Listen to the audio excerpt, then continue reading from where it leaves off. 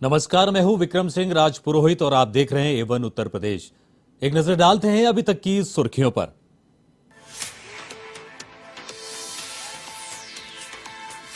एक बार फिर यूपी के दो जगहों के नाम में परिवर्तन। गोरखपुर का मुंडेरा बाजार होगा चौरा चौरी, तो देवरिया के तेलिया अफगान को मिली तेलिया शुक्ला नाम से पहचान।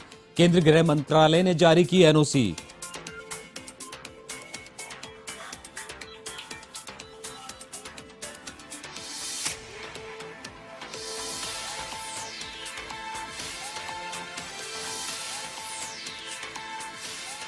भारत जोड़ो यात्रा के बाद कांग्रेस में नया जोश। आगामी लोकसभा चुनावों में जीत की रणनीति बनाने में जुटी पार्टी। अमेठी से राहुल तो रायबरेली से प्रियंका लड़ सकती है चुनाव।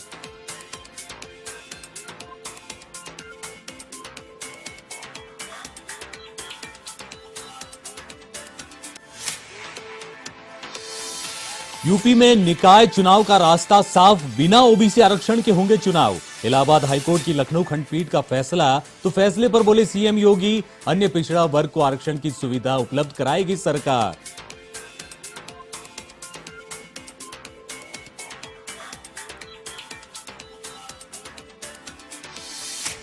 अगले साल यूपी में होगा युवा खिलाड़ियों का महाकुंभ। नेशनल यूनिवर्सिटी गेम्स की मेजबानी करेगा प्रदेश। अप्रैल मई तक लखनऊ में एक नया खेल गांव होगा तैयार। थीम के अनुसार सजेंगे मेट्रो स्टेशन।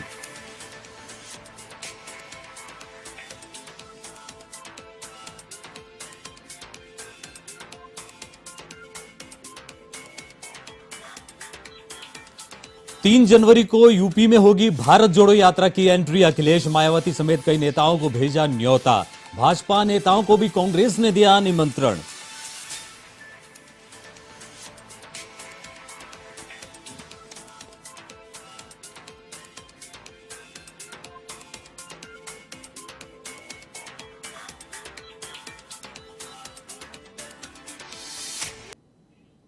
अब खबरें विस्तार से। केंद्रीय गृह मंत्रालय ने उत्तर प्रदेश सरकार की सिफारिश के बाद राज्य के दो स्थानों के नाम बदलने पर अपनी सहमति दे दी है। मंगलवार को विभाग से मिली जानकारी के अनुसार गोरखपुर जिले में नगर पालिका परिषद मुंडेरा बाजार का नाम बदलकर चौरी चौरा करने और देवरिया जिले के तेलिया अफगान का नाम बदलकर तेलिया शुक्ला करने के लिए केंद्रीय गृह मंत्रालय ने अनापत्ति प्रमाण पत्र जारी कर दिया है। आपको बता दें कि गृह मंत्रालय नाम परिवर्तन के प्रस्तावों पर संबंधित एजेंसियों के परामर्श के बाद मौजूदा दिशा निर्देशों के अनुसार विचार करता है। इसमें विभाग की ओर से रेल मंत्रालय, डाक विभाग और भारतीय सर्वेक्षण विभाग से भी सहमति लेनी होती है। इसे लेकर यूपी सरकार की ओर से केंद्रीय गृह मंत्रालय को सिफारिश भेजी गई थी। आपको बता दें कि जब से यूपी में योगी सरकार आई है, तब से कई जगहों के नाम बदले गए हैं। इनमें इलाहाबाद का नाम बदलकर प्रयागराज किया गया, तो मुगलसराय रेलवे स्टेशन का नाम बदलकर दीनदयाल उपाध्याय किया गया। साथ ही अलीगढ़ का नाम बदलने की चर्चाएं भी तेजी से चल रही है।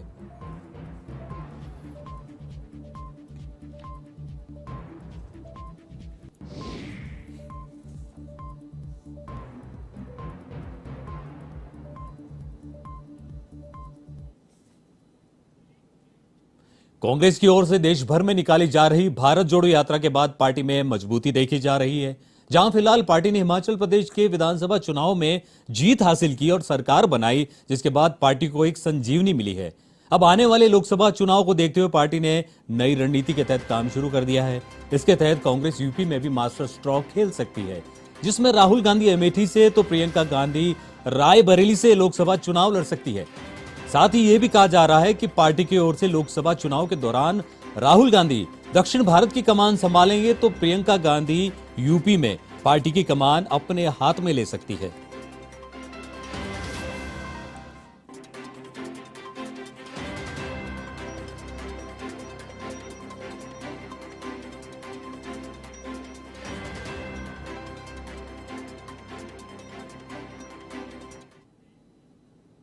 इलाहाबाद हाईकोर्ट की लखनऊ खंडपीठ ने यूपी के निकाय चुनाव में ओबीसी आरक्षण को लेकर निर्णय दे दिया है। फैसले के अनुसार निकाय चुनाव बिना ओबीसी आरक्षण के होंगे। इससे चुनाव कराने का रास्ता साफ हो गया है। कोर्ट में सुनवाई चलते रहने के कारण राज्य निर्वाचन आयोग की अधिसूचना जारी करने पर रोक लगा दी गई थी। कोर्ट ने कहा है कि जब तक ट्रिपल टेस्ट ना हो तब तक ओबीसी आरक्षण नहीं होगा। कोर्ट ने बिना आरक्षण के तत्काल चुनाव कराने के निर्देश दिए। बता दें कि हाईकोर्ट की लखनऊ बेंच ने राज्य सरकार को झटका देते हुए निकाय चुनावों के लिए 5 दिसंबर को जारी ड्राफ्ट नोटिफिकेशन को खारिज कर दिया। इसके साथ ही न्यायालय ने राज्य सरकार को निकाय चुनावों को बिना ओबीसी आरक्षण के ही कराने के आदेश दिए हैं। यह निर्णय न्यायमूर्ति देवेंद्र कुमार उपाध्याय और न्यायमूर्ति सौरभ लवानिया की खंडपीठ ने इस मुद्दे पर दाखिल 93 याचिकाओं पर एक साथ पारित की।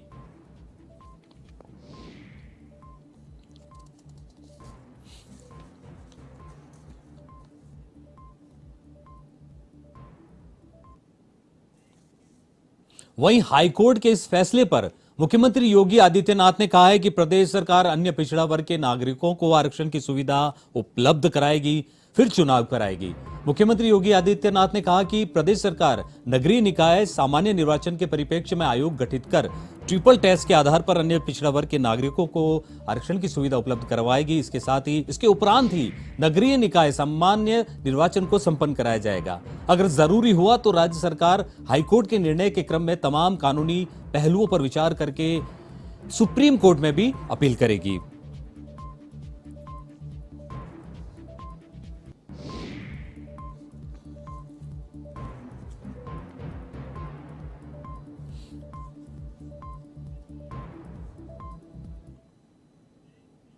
अब बात कर लें खेलों की। उत्तर प्रदेश में 2023 में नेशनल यूनिवर्सिटी गेम्स होने जा रहे हैं, जो देश के युवा खिलाड़ियों का महाकुंभ जैसा आयोजन है। इसमें करीब 8000 खिलाड़ी और अन्य स्टाफ के सदस्य हिस्सा लेंगे। पिछली बार हुए आयोजन के मुकाबले यह आयोजन उससे 2 गुना होगा, जिसमें देश भर के खिलाड़ी करीब 2 दर्जन खेलों में अपनी प्रतिभा दिखाएंगे।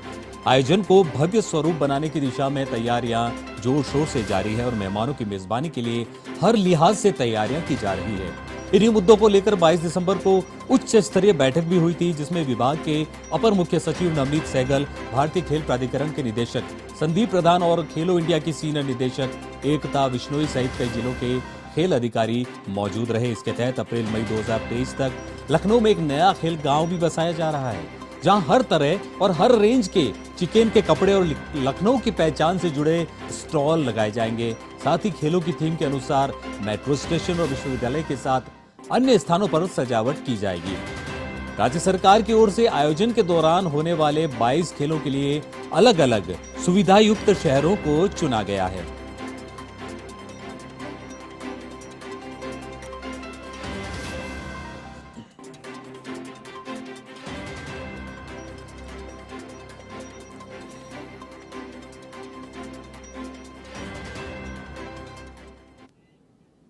उत्तर प्रदेश के पूर्व मुख्यमंत्री और सपा के राष्ट्रीय अध्यक्ष अखिलेश यादव ने जालौन में भाजपा सरकार को घेरते हुए कहा कि बहुत दुर्भाग्य है कि हमारे पिछड़ों का हक छीना जा रहा है। भारतीय जनता पार्टी सत्ता में रही तो बाबा साहब भीमराव अंबेडकर ने जो अधिकार दिए हैं, उन अधिकारों को भी धीरे धीरे छीन लिया जाएगा। अभी कुछ चीजें दिखाई दे रही हैं और कुछ नहीं दिखाई दे रही हैं। भारतीय जनता पार्टी ने हमेशा आरक्षण विरोधी काम किया है। ओपी राजभर के सपा कार्यालय पर प्रवेश निषेध के पोस्टर वाले सवाल पर अखिलेश ने चुप्पी साधी। इस दौरान अखिलेश यादव ने उरई में दिवंगत सपा नेता सुरेंद्र मौखरी को श्रद्धांजलि अर्पित की।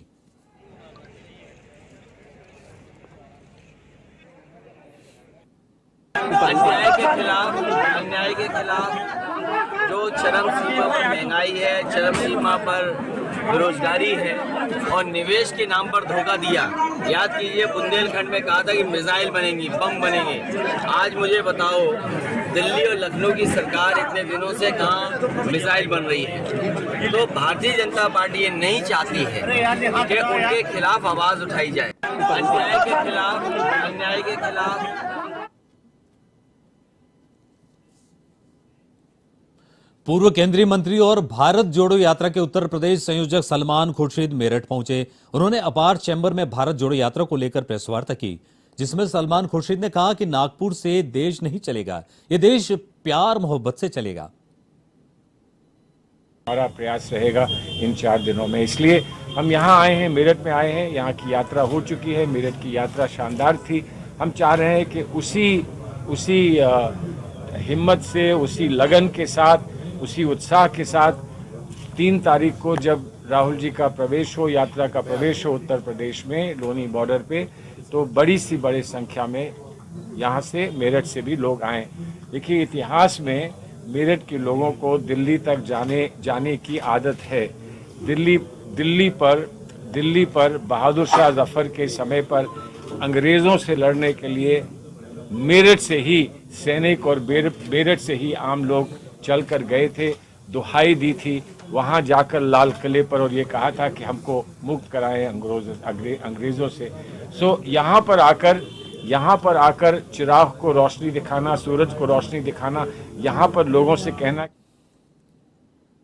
यूपी के बाराबंकी में भी कोरोना के नए वेरिएंट को लेकर फतेहपुर सामुदायिक स्वास्थ्य केंद्र में मॉक ड्रिल की गई। डिप्टी सीएमओ एएस गौतम और अस्पताल प्रशासन की मौजूदगी में मॉक ड्रिल किया गया। मॉक ड्रिल के दौरान डमी कोरोना मरीज को एम्बुलेंस द्वारा अस्पताल लाया गया। पीपी किट पहने अस्पताल स्टाफ ने डमी कोरोना पेशेंट को कोविड रूम में भर्ती किया। डॉक्टरों की टीम ने डमी कोविड पेशेंट की जांच करवाई। कोरोना मॉक ड्रिल के दौरान डिप्टी सीएमओ को कई खामियां दिखी, जिस पर उन्होंने सुधार के निर्देश दिए।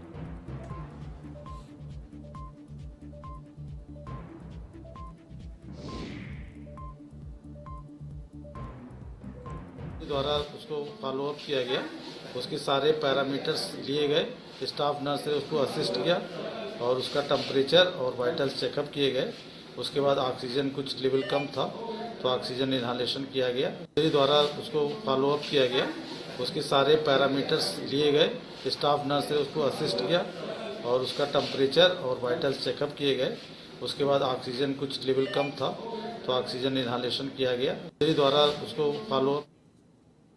यूपी के संभल में भी चिकित्सा विभाग की ओर से मॉक ड्रिल की गई। नोडल अधिकारी डॉक्टर सरोज अरोड़ा, सर्विलांस अधिकारी डॉक्टर मनोज, सीएमओ तरन्नुम रजा और सीएमएस अनूप कुमार ने जिला अस्पताल में व्यवस्थाओं का जायजा लिया। नोडल अधिकारी ने बताया कि अस्पताल में ऑक्सीजन प्लांट पूरी तरह से कार्य कर रहे हैं, अन्य व्यवस्थाएं भी ठीक है। इसके साथ नोडल अधिकारी ने आम जन से अपील की है कि भीड़भाड़ वाली जगहों पर सोशल डिस्टेंसिंग और मास्क का उपयोग किया जाए।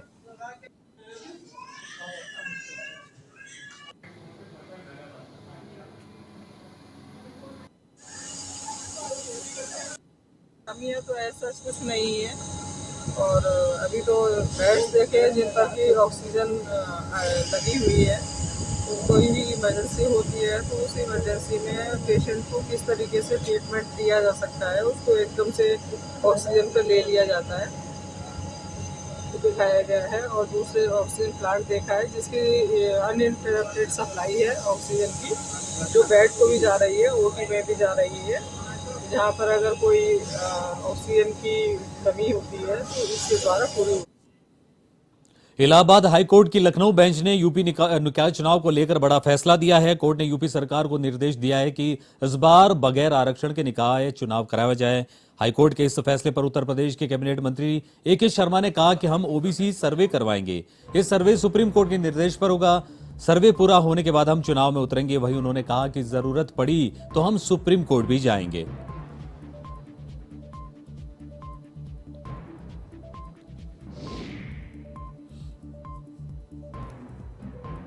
देश में 2022 के वर्ष में जो निकाय चुनाव होने वाले थे उसमें कुछ याचिकाएं माननीय उच्च न्यायालय में दाखिल हुई थी। उस संदर्भ में आज माननीय उच्च न्यायालय का निर्णय आया है। राज्य सरकार का सूचना है कि माननीय उच्च न्यायालय के निर्देशानुसार आयोग गठित करके ट्रिपल टेस्ट की जो प्रक्रिया है उसे पूर्ण करके हम ओबीसी को आरक्षण देने के बाद ही हम चुनाव कराएंगे। कांग्रेस की भारत जोड़ो यात्रा पर मंगलवार को भाजपा सांसद मनोज तिवारी ने तंज कसा। वाराणसी में मनोज तिवारी ने कहा कि हमें राहुल गांधी जैसी बेवकूफियां नहीं करनी है। कांग्रेस के लोग गंभीर बातों को भी उल्टा ले लेते हैं। उन्होंने सलमान खुर्शीद का नाम लेते हुए कहा कि इन जैसे लोगों ने ही कांग्रेस को रसातल तक पहुंचाया है। राहुल गांधी पर निशाना साधते हुए मनोज तिवारी ने कहा कि भारत के पड़ोसी देश में लगभग 10 लाख लोग मर गए हैं, वहीं राहुल गांधी बिना कोरोना प्रोटोकॉल का पालन करते हुए पदयात्रा निकाल रहे हैं।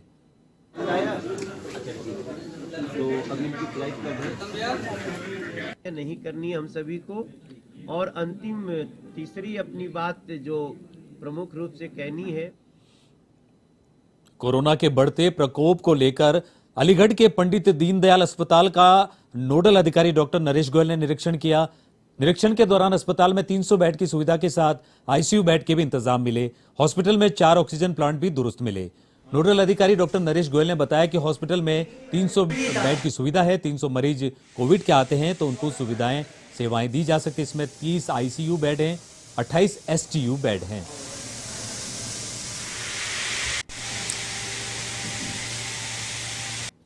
यहाँ अभी आज मॉक ड्रिल की तरह एक इंस्पेक्शन किया गया था। मैं स्टेट नोडल हूँ। यहाँ 300 बेड का हॉस्पिटल है, जिसमें कि 300 बेड 300 कोविड के मरीज अगर आते हैं तो उनको सेवाएं दी जा सकती हैं। इसमें आईसीयू बेड हैं 30 और एसडीयू बेड हैं 28, और उसके साथ साथ पीडियाट्रिक बेड भी हैं अगर पीडियाट्रिक का कोई केस आता है। और अगर कोविड पेशेंट को कोई गर्भवती माता आती है तो उसके लिए अलग से व्यवस्था की गई है। पूरे हॉस्पिटल के ऑक्सीजन कंसंट्रेटर हैं, ऑक्सीजन प्लांट्स हैं, जनरेटर हैं। तो ऑक्सीजन जनरेशन प्लांट जो 4 जनरेशन प्लांट हैं यहाँ, चारों को चलवा के चालू हालात में देखा गया है। उनका प्रेशर, प्योरिटी वगैरह सब चेक की गई है। तो अभी सब कुछ यहाँ। अलीगढ़ मुस्लिम यूनिवर्सिटी में कश्मीरी छात्र के साथ मारपीट का मामला तूल पकड़ता जा रहा है। एएमयू कैंपस में हुई मारपीट के बाद सेंचुरी गेट पर प्रदर्शन के दौरान एक वीडियो वायरल हुआ है, जिसमें युवकों द्वारा कट्टे तमंचे लहराते कश्मीरियों के साथ मारपीट की गई है। इसी मामले को लेकर जम्मू कश्मीर छात्र संघ अध्यक्ष नासिर खुमैनी एएमयू छात्रों के साथ अलीगढ़ के बीजेपी सांसद सतीश गौतम से मिले और मामले में कार्रवाई की गुहार लगाई। सांसद सतीश गौतम ने कहा कि एएमयू कुलपति डॉक्टर तारिक मंसूर की नाकामी के कारण इस तरह की घटनाएं हो रही है, यह दुर्भाग्यपूर्ण है। सांसद ने कहा कि कश्मीरी छात्रों के साथ हुई मारपीट मामले में सख्त कार्रवाई की जाएगी। वहीं एसएसपी अलीगढ़ का कहना है कि मामले में अभी कोई शिकायत नहीं मिली है, ऐसे में पुलिस से कार्रवाई नहीं कर सकी है।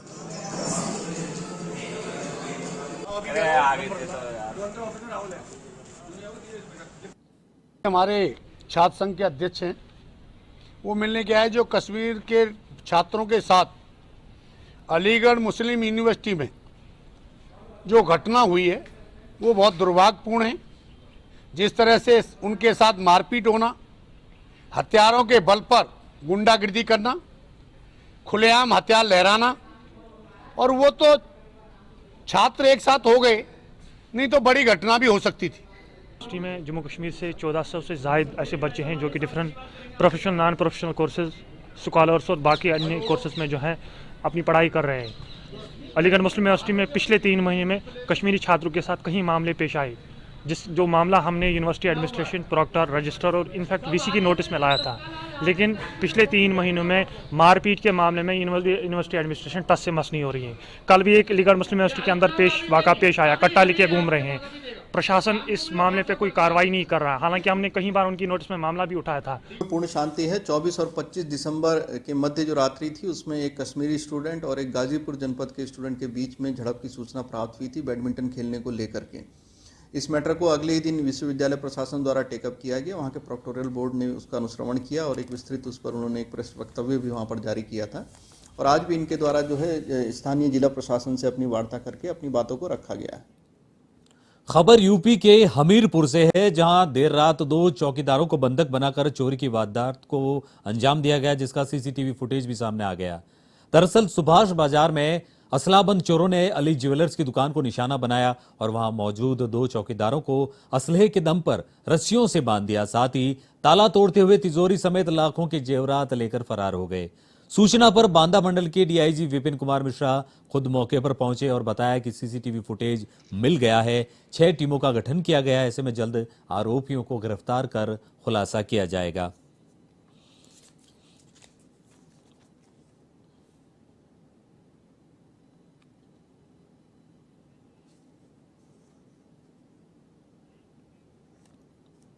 यूपी के सहारनपुर में नकूड़ थाना पुलिस को बड़ी सफलता हाथ लगी है। पुलिस ने इनामी बदमाश जीत कुमार को गिरफ्तार किया है। एसपी देहात सूरज कुमार राय ने बताया कि नकूड़ थाना पुलिस ने आरोपी जीत कुमार पर 25,000 रुपए का इनाम घोषित किया था। अब आरोपी पुलिस के हत्थे चढ़ गया है। पुलिस ने आरोपी से अवैध हथियार भी बरामद कर लिए हैं।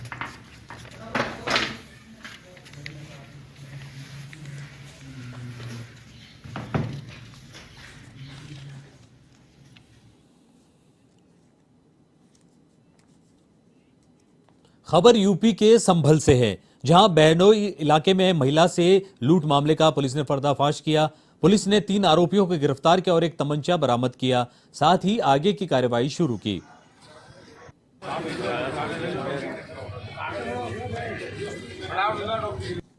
पुलिस अधीक्षक महोदय जनपद संभल और श्रीमान एडिशनल एसपी महोदय जनपद संभल के निकट मार्गदर्शन और पर्यवेक्षण में लगातार अपराध और अपराधियों के विरुद्ध अभियान चलाया जा रहा है।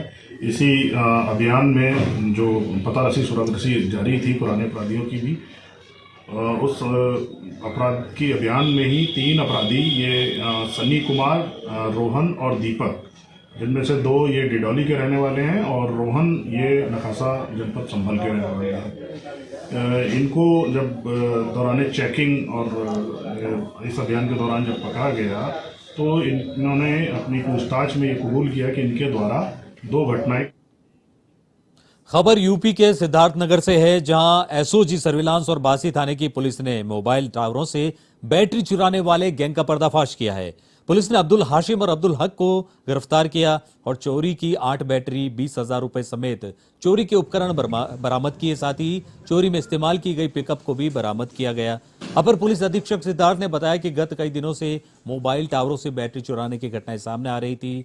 ऐसे में पुलिस ने टीम का गठन किया, जिसने पूरी कार्यवाही को अंजाम दिया।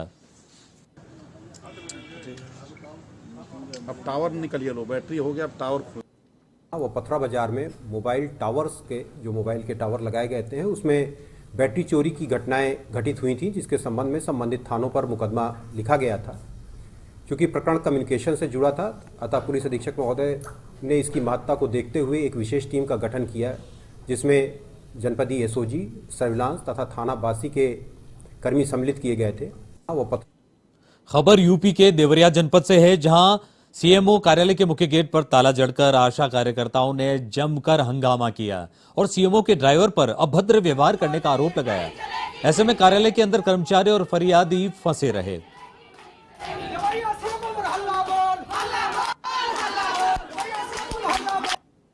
हम लोग विगत 26 दिसंबर 2022 से लेकर के 28 दिसंबर 2022 तक प्रदेश व्यापी आंदोलन के तहत, धरना प्रदर्शन के तहत हम लोग कल से यहाँ बैठे हुए हैं।